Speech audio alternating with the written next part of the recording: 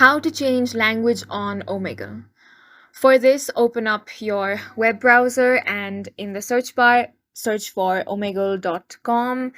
Then tap on this website. As you do not need to log in or sign up for Omegle, you will see this interface. Now, usually there is this option of select language at the top right corner. If there is not, I'm going to teach you a way around that as well. Simply tap on the three dots at the top right corner of your screen and then tap on Translate.